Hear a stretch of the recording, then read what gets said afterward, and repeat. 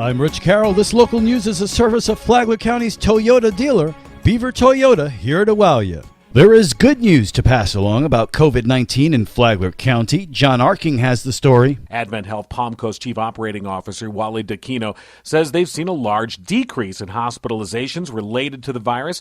He says they're seeing the low numbers now like they saw back at the beginning of April. This is obviously a result of the campaign that we're doing in our community, the hard work that the health department is doing with all of the contact tracing. Our community taking the time to wear the mask, social distancing. And so I say this because I want to make sure that our community do not get their guards down and so we don't experience another surge. We're happy also to confirm that the ER is experiencing a very low amount of visits related to COVID. D'Aquino says additional good news is that the lower level of COVID has resulted in a lower level of stress among staff.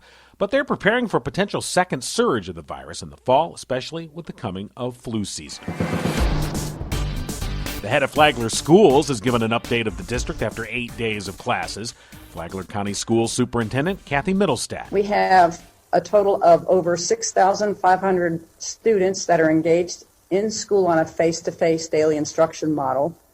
We have 3,227 students who are doing a remote version of what we're offering. They're staying at home and getting their learning delivered to them on a daily basis by a classroom teacher. And then we have over 1,400 families who have selected to use our iFlagler virtual school. And at this point, that's where we stand with our enrollment. And each day we have more families that are becoming engaged with one of our 3 learning models. And that's typical. We see as families move to Florida. Florida typically starts the school year prior to Labor Day, and so it's not uncommon for us to see daily enrollment numbers continue to increase even into the first part of September past the Labor Day weekend. When our northern families come down to Florida and go, oh, wow, we didn't know you had already started school. So we're working with new families who come to our area every single day. Middlestadt expressed her admiration for all of their partner agencies to help mitigate the spread of the virus in the school system.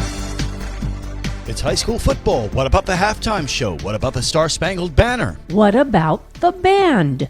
David Bosserdett said the same thing about the band that he did about the football players earlier this week. We don't want to limit our students that participate in those programs. We definitely value our fine arts programs, and we want to give them the opportunity to demonstrate their skills just like we are our student athletes. Bosserdett is the district safety specialist for Flagler Schools and said that visiting teams' bands would be limited, but FPC's band would play for home games. To listen to the interview, download the Flagler radio app and then go to the Free for All Friday podcast. Tomorrow, will we only have a regional football season? From the WNZF Newsroom, I'm Deb Albertson.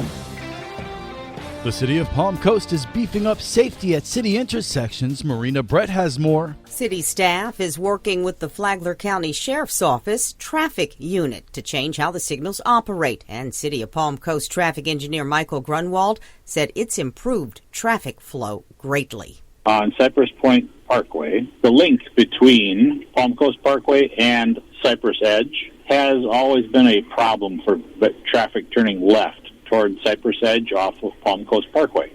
We've put in a peer-to-peer program between the controllers, which guarantees a green window that when you turn left off of Palm Coast Parkway, you will get a green at Cypress Edge. That is currently in operation, and it is greatly improving the traffic flow for that link between those 2 traffic signals. He said the switch helps both turn lanes empty out more efficiently, and drivers also won't have to wait as long to maneuver through both signal changes. With Flagler News, I'm Marina Brett. And now you're up to date on Flagler's Morning News. I'm Rich Carroll.